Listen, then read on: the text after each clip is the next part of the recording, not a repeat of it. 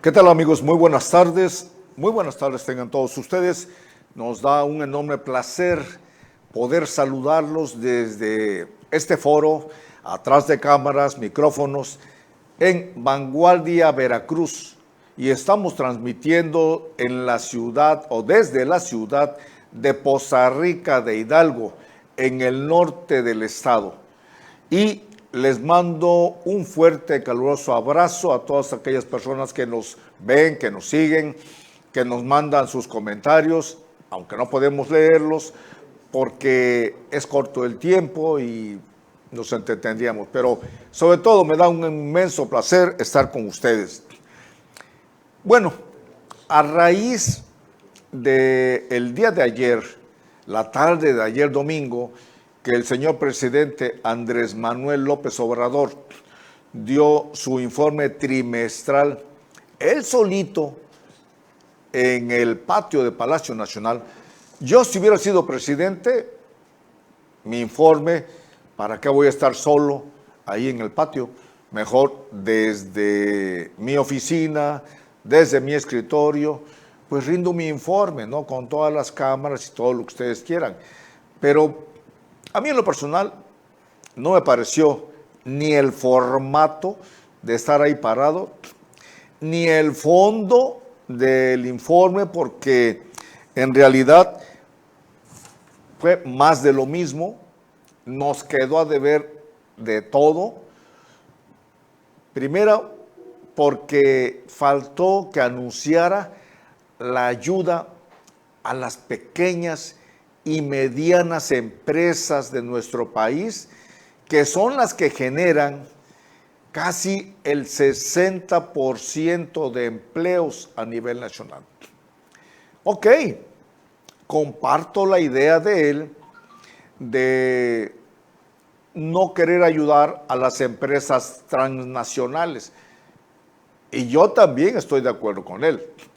Pero tenemos que ayudar a las pequeñas y medianas empresas que tenemos en nuestro país, porque son las que dan el sustento diario a más de la población, a un 75% de la población mexicana. Esas pequeñas, las medianas empresas, son las que llevan el pan de cada día, dándole el trabajo a millones de empleados, hacen que las familias mexicanas tengan un pan, tengan una tortilla para llevarse a la boca. Recuerden ustedes que México, con su más de 128 millones de habitantes, tenemos la inmensa pobreza alimentaria de casi 65 millones de habitantes. Por eso estamos diciendo que no es fácil ser empresario.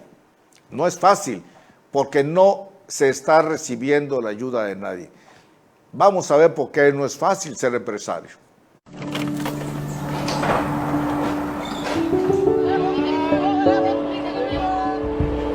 Ser empresario no es para cualquiera. Tu familia te hará reclamaciones porque trabajas mucho o nunca te ven.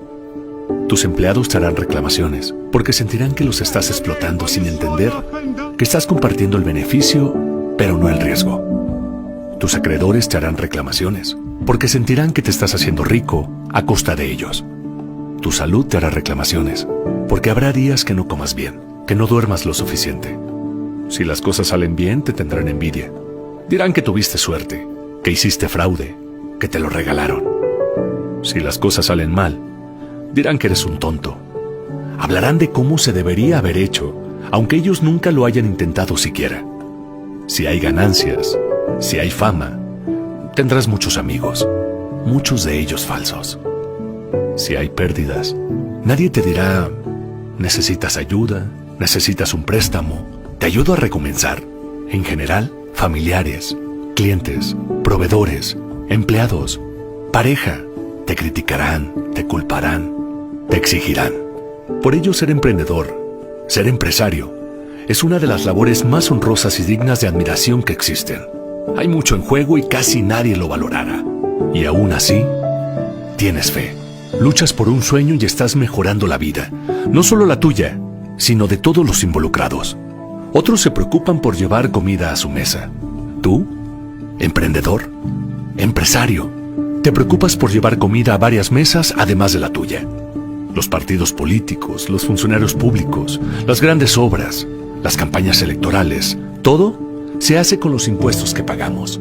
Por ello, emprendedores y empresarios, desde el que pone un abarrote, una carpintería, un taller, hasta los grandes emprendedores, los felicito, los admiro, los aplaudo, los respaldo, los acompaño, los escucho y sobre todo, están en mis oraciones, porque solo quien carga el saco sabe lo que pesa.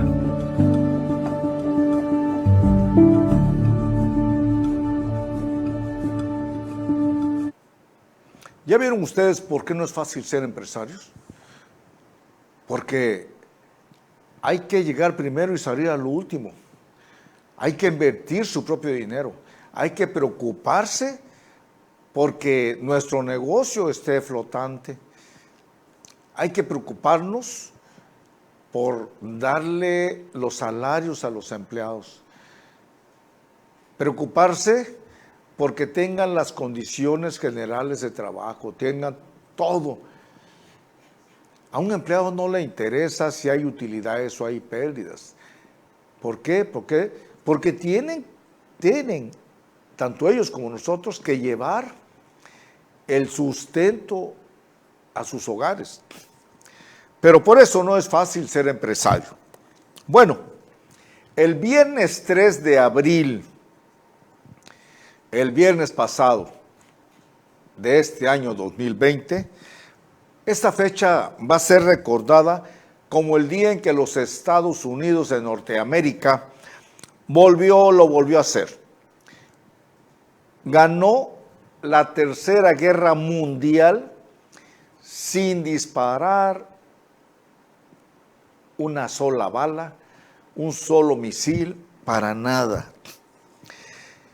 El saldo global de esta Tercera Guerra Mundial son 183 millones de pobres y 32 millones de personas en extrema pobreza.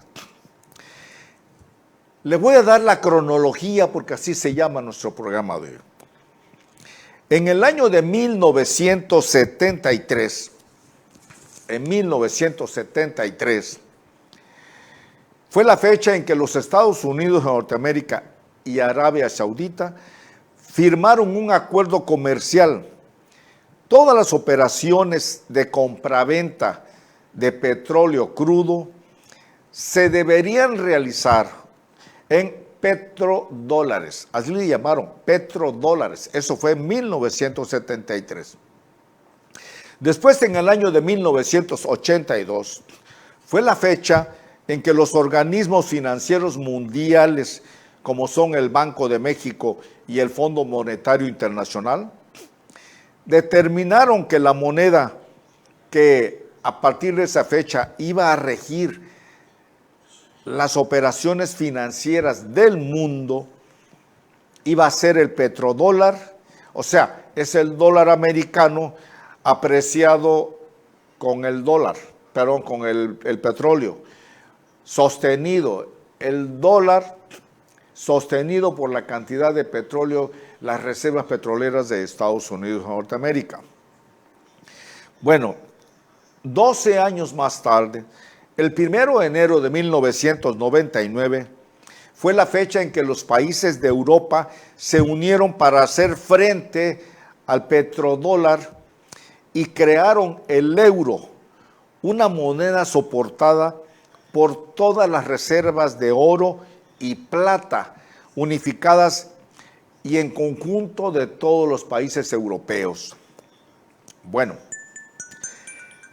el inicio de la Tercera Guerra Mundial, de esta Tercera Guerra Mundial, ya lo había previsto en el año 2015 el señor Bill Gates y había dicho que la siguiente Tercera Guerra Mundial no se iba a disparar un solo misil, una sola bala, no iban a sobrevolar aviones, helicópteros de guerra,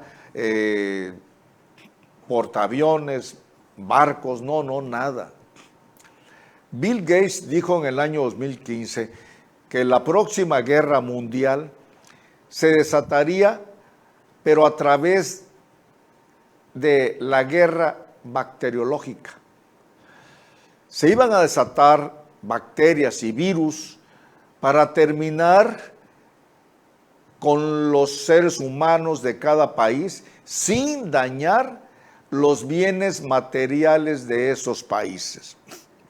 Y tal parece que Bill Gates lo que dijo en el año 2015 lo está cumpliendo. Bueno, ¿cuándo inicia la Tercera Guerra Mundial, que fue una guerra comercial? Precisamente en el año 2008-2009. En el año 2008 viene la catástrofe financiera de los Estados Unidos de Norteamérica por la basura de los créditos hipotecarios. Muchas empresas, muchos bancos quebraron porque estaban sobrevaluadas las hipotecas de las casas. En el año 2009, los chinos o China le prestó a Estados Unidos o Norteamérica 900,000 billones de dólares en oro y estableció que debería pagarse ese capital más sus intereses también en oro. Mas, sin embargo,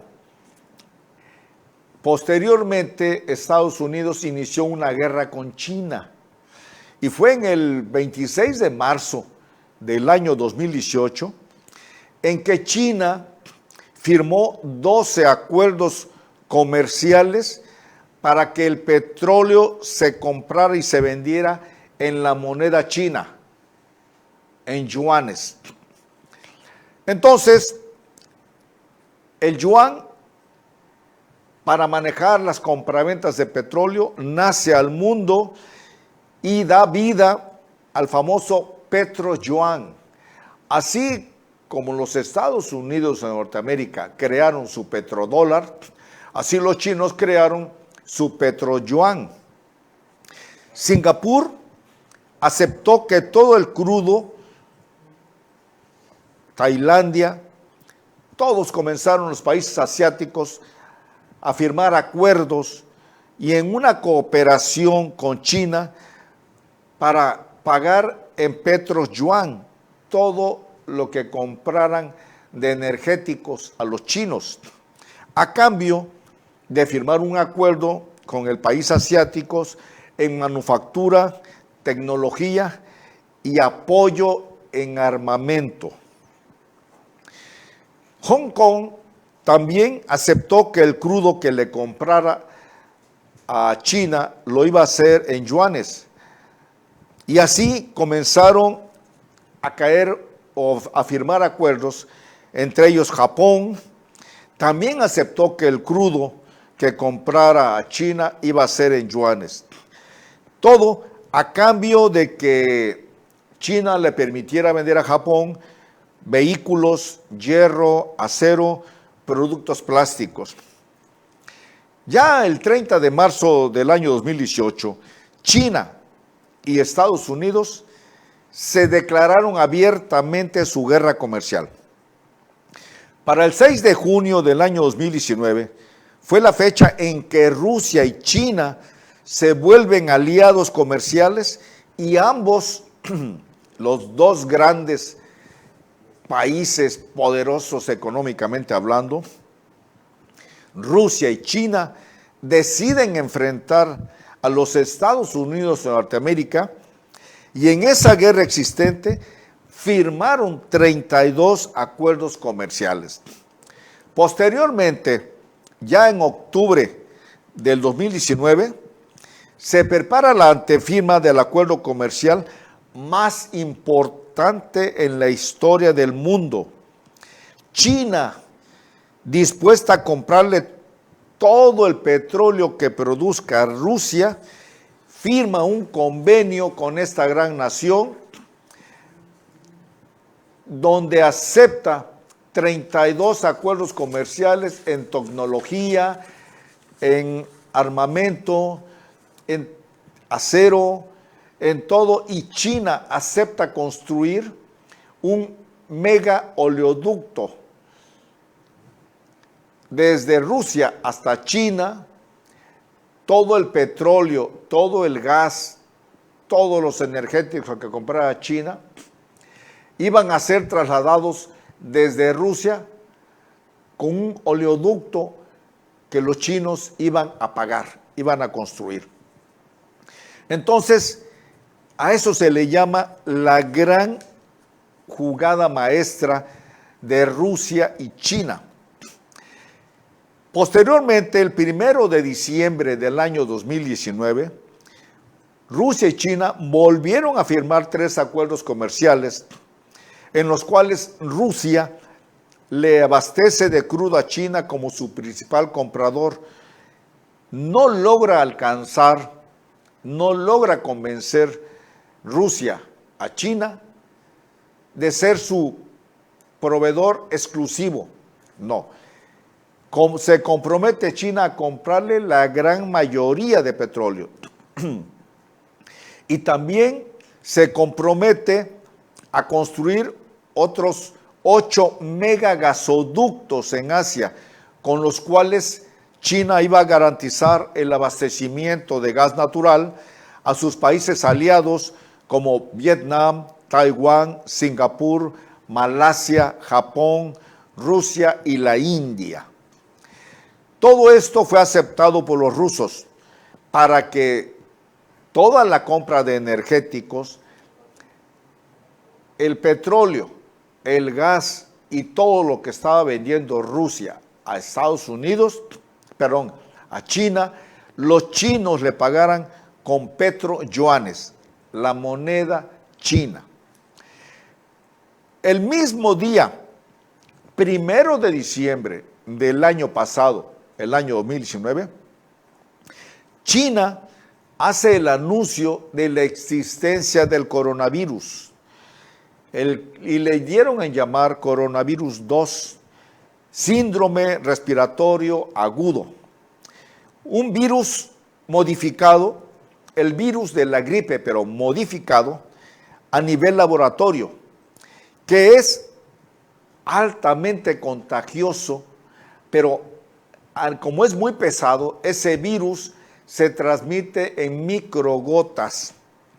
Novedoso, desconocido, que causaba una neumonía atípica, sobre todo, ya lo hemos dicho, para las personas que tienen marcado sobrepeso. El sobrepeso, lógicamente, les iba a producir diabetes. El sobrepeso les iba a producir una hipertensión arterial.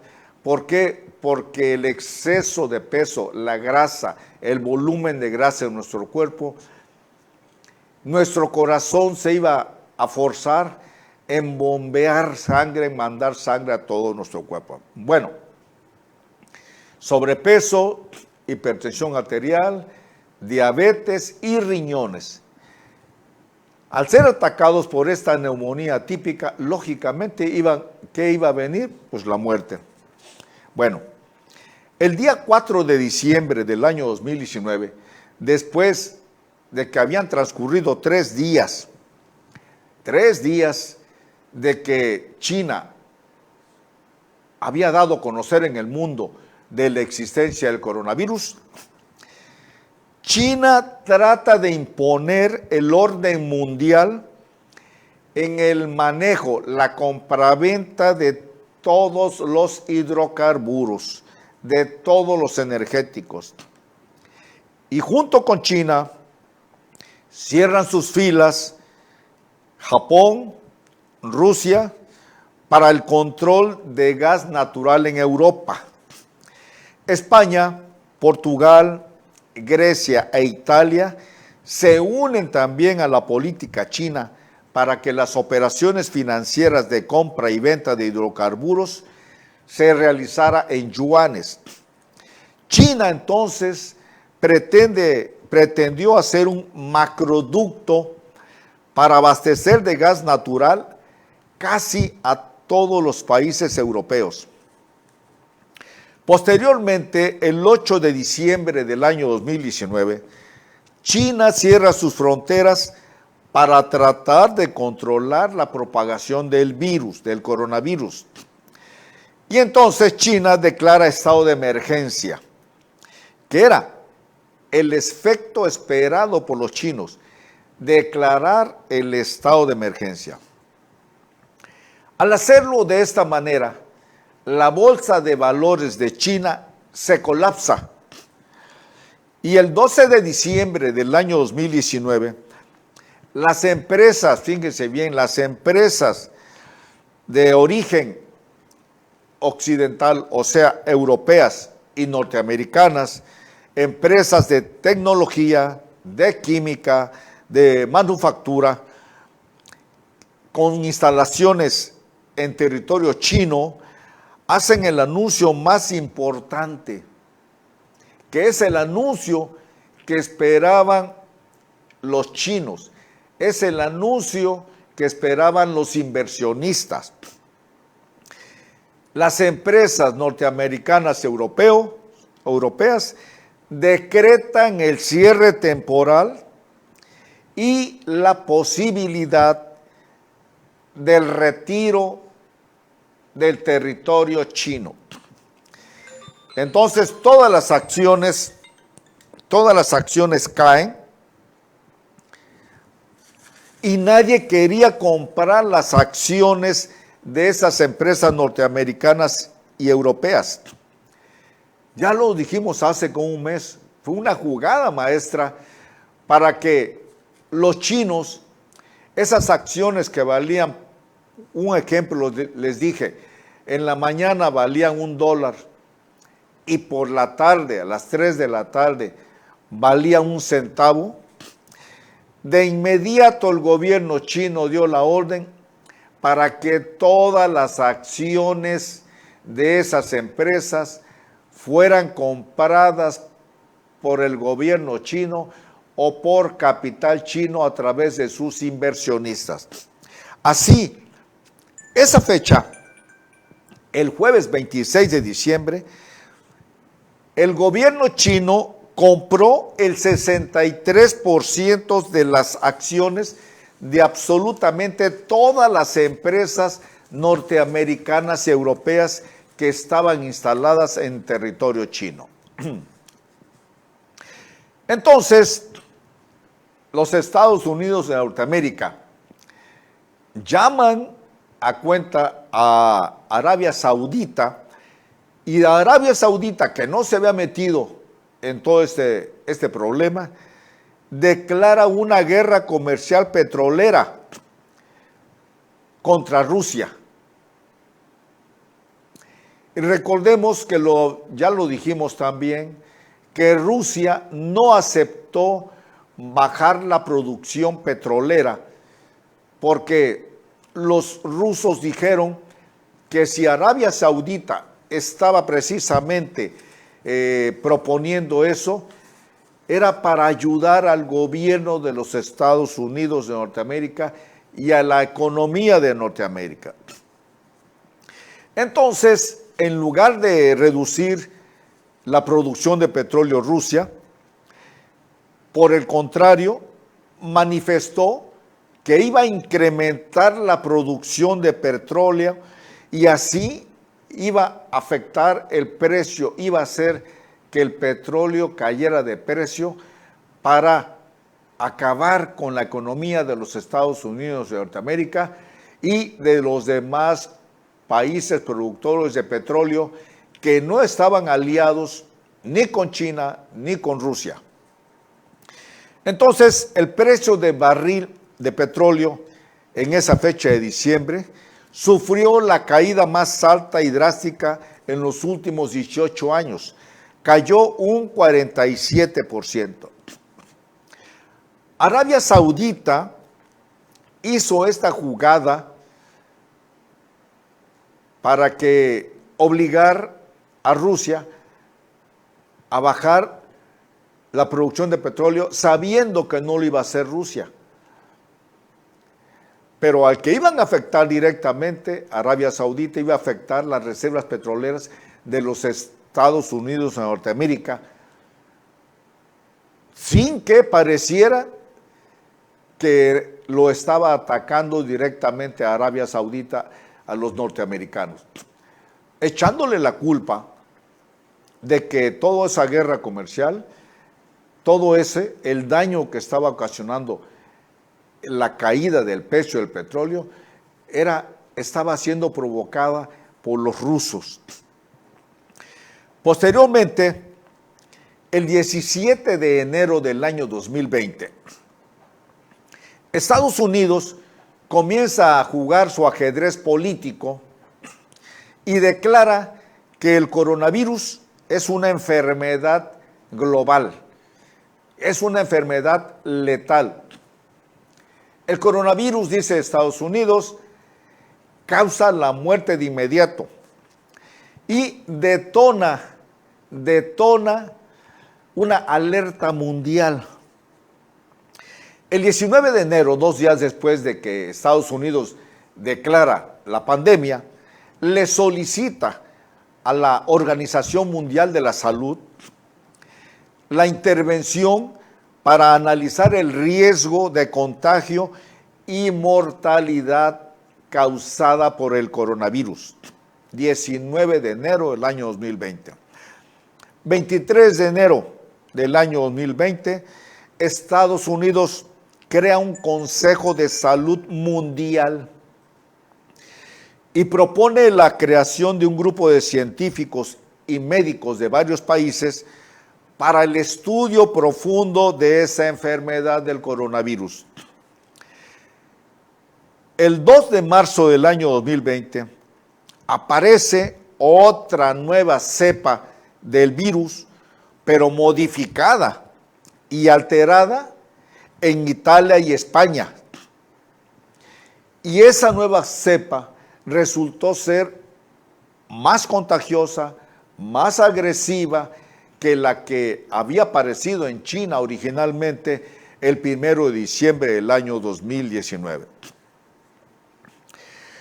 Entonces, Estados Unidos, al decretar que la enfermedad era mortal, se dio a la tarea de hacer saber por todos los medios de comunicación de América y de Europa, y comenzaron a difundir el miedo, el terror, el pánico. Ya lo dije hace 15 días en el programa que le llamamos nosotros la teoría del caos, la teoría del miedo. Eso fue lo que hicieron los Estados Unidos de Norteamérica precisamente en el mes de marzo pasado. A nivel mundial comenzaron a difundir el miedo, el pánico, el terror, diciéndole, pagando miles de millones de dólares para que todos los medios de comunicación dijeran que era la peor enfermedad de la historia de la humanidad. Eso no es cierto. Sabemos que en 1720 hubo viruela. En 1820, 100 años después, otra vez el ataque de influenza. En el año de 1918, lo dijimos la semana pasada, también fallecieron más de 50 millones de habitantes de este planeta. Fíjense, 1918, hace 100 años. Y ahora 2020, 100 años más tarde, qué casualidad que vuelve a ser. Por lo tanto, no es la peor enfermedad, pero así los Estados Unidos hicieron saber al mundo y todos los medios de comunicación, incluyendo la Organización Mundial de la Salud, declararon la pandemia mundial de este virus. Sin embargo, el 13 de marzo del año 2020, los chinos se dan cuenta de la estrategia de Norteamérica al estar infundiendo miedo, pánico, terror y el caos. Y declaran los chinos que ya habían controlado la enfermedad del coronavirus en la ciudad de Wuhan, que fue la primera ciudad donde apareció. El 15 de marzo, China anuncia que ya tiene en su poder casi el 70% de todas las empresas norteamericanas y europeas que estaban en el territorio chino. Entonces, posteriormente, el 17 de marzo de este año 2020, China anuncia que será el yuan la única moneda que fijará el precio del petróleo y anuncia la posible celebración de un acuerdo petrolero entre Arabia Saudita, China y Rusia para que Arabia venda y comercialice su petróleo en yuanes. Ese fue el mayor error de los chinos. Declararse ganador de esta guerra comercial antes de tiempo y subestimar al enemigo que tenían enfrente los Estados Unidos de Norteamérica. Entonces, en la siguiente jugada de los norteamericanos, el gobierno de Norteamérica impone, fíjense bien, ahí viene que es donde nos perjudica a nosotros los mexicanos y a todos los países latinoamericanos. El gobierno norteamericano impone en América Latina, en toda América Latina y en Europa, la medida de confinamiento en domicilio, o sea, quédense en sus casas, guárdense, no salgan a la calle, no se desgasten, no usen sus vehículos si no tienen necesidad de salir a la calle. Vamos a dejar a toda la humanidad europea y de América Latina encerrados en sus casas como la única forma de paralizar el contagio. Decreta una ley marcial y decreta estado global de emergencia sanitaria. Fíjense, esto fue apenas el 19 de marzo de este año. Pero a cambio de que los países, ahí viene el estímulo, los Estados Unidos de Norteamérica decretaron que todos los países de Latinoamérica y de Europa que acaten el confinamiento en sus casas, se encierre la población en sus casas, que no tenga movilidad, que paren fábricas, cierren escuelas, la economía, la industria y todo se detenga. A cambio, los Estados Unidos ponen a disposición de los estados de Europa y América Latina 43,000 millones de petrodólares, no dólares, para pelearse con los petroyuanes. Los norteamericanos pusieron 43,000 millones de petrodólares en el Fondo Monetario Internacional para reserva de emergencias, los cuales serán prestados o facilitados a los países de América Latina o de Europa que soliciten para enfrentar la emergencia, siendo que ese préstamo va a ser a una tasa cero de impuestos. El 24 de marzo de este año, el Fondo Monetario Internacional determina aceptar los recursos americanos basados en petrodólares, pero solo se darán los recursos a tasas ceros a los países que asuman las medidas sanitarias decretadas por la Organización Mundial de la Salud y por los decretos de los Estados Unidos de Norteamérica. Los países de Europa de inmediato tomaron prestados 12,000 millones de petrodólares del Fondo Monetario Internacional. Y viene el jaque mate. El Fondo Monetario Internacional declara que todos los préstamos contraídos con anterioridad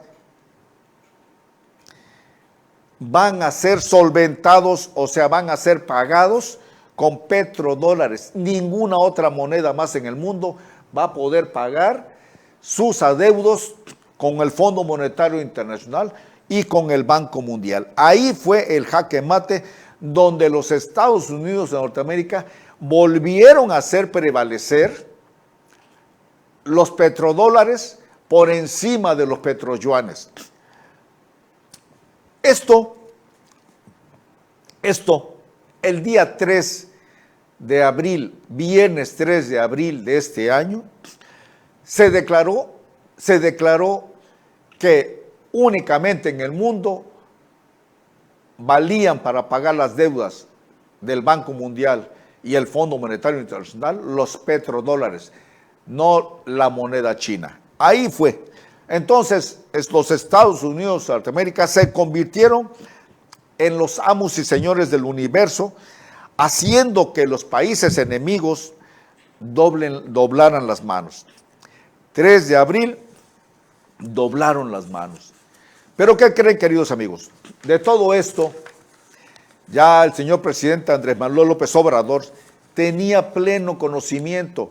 Por eso cuando hablaban del coronavirus y lo que ustedes quieran, por eso el presidente López Obrador se reía en forma sarcástica, porque ya sabía que todo este entramado era por la guerra comercial entre los norteamericanos y los chinos.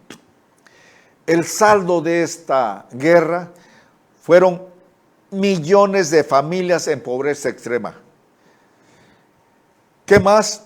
38,000 millones de petrodólares fueron repartidos por el Fondo Monetario Internacional a los países de Europa y de América Latina que acataron la orden de Norteamérica de encerrar a toda la gente en su casa.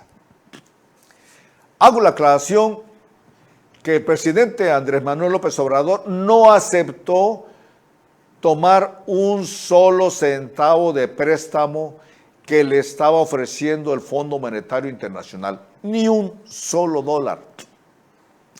A nivel global, a nivel mundial, el saldo fue 183 millones de pobres, 32 millones de personas en pobreza extrema y miles de muertos en los países aliados de China, en Europa. Bueno, ¿cuál es la explicación técnica a todo esto? Porque si te quedas en tu casa encerrado, como lo dijeron los norteamericanos, las fábricas e industrias van a parar sus actividades. A través del miedo y del pánico, logró que los países y gobiernos encerraran a su gente.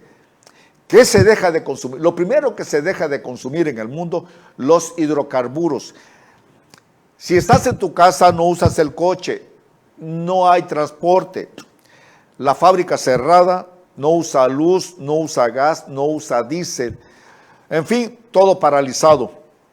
La gente deja de consumir derivados del petróleo. Y Estados Unidos deja que ver que China le hizo 3 jugadas de ajedrez. Los países redujeron su demanda y una vez más Estados Unidos, Norteamérica volvió a ganar. Pero eso sí, Andrés Manuel López Obrador, para mí, desde mi punto de vista, como ya lo repetimos, sí nos dejó a deber en su informe de ayer domingo de ayuda a las pequeñas y medianas empresas. Sí nos deja ver eso, sí nos quedó a deber. Pero para eso tenemos un video, vamos a ver si de despedida, yo me despido de ustedes, la dirección de esta casa editorial nos hizo el favor de hacernos llegar este video de lo que nos quedó a deber Andrés Manuel López Obrador como presidente. Muy buenas tardes para todos ustedes, sean muy felices hoy y siempre. Yo soy el licenciado Candelario García Urbina, amigo de todos ustedes. Buenas tardes. Hola Andrés Manuel, quiero que me escuches. Necesito que me escuches. Necesito que me escuches. Dices que durante las grandes crisis, los gobiernos anteriores apoyaban a los de arriba. Sostienes que ahora no será así, que ahora el apoyo será para los de abajo. Yo soy mexicano, soy emprendedor y estoy en medio. No soy millonaria, pero tampoco me dedico a la venta informal. Soy alguien que le echa ganas para que este país salga adelante. Genero empleos y pago impuestos. Y con sudor y mucho esfuerzo, todos los días vemos por el futuro de nuestras empresas. De nuestros colaboradores y sus mejores condiciones. Porque si ellos son fuertes, juntos somos fuertes. Yo soy un restaurante. Yo soy un despacho contable. Yo soy una comercializadora. Somos programadores, arquitectos, somos profesionistas apostando por nuestro México. Nuestros colaboradores son meseros, administradores y gerentes. Somos pequeños y medianos negocios. Somos esos que generamos el 78% del empleo en el país y el 52% del Producto Interno Bruto. Qué bueno que no defiendas monopolios. También estamos hartos. Y qué bueno que ayudes a la clase más desprotegida. Lo necesitan. ¿Y nosotros qué? Consúltanos, Andrés Manuel. Abre una consulta que divida la opinión entre seguir con Dos Bocas y el Tren Maya o destinar esos recursos para apoyo a microempresarios. ¿Te gustan las consultas? Te pedimos una. Deja que el pueblo elija. Tren Maya y Dos Bocas contra apoyos a pequeños y medianos empresarios. Necesitamos créditos con donación de servicios e incentivos fiscales. Porque déjame te digo algo. Esos recursos en estos momentos se necesitan mucho, pero mucho más de este lado, del lado del pueblo.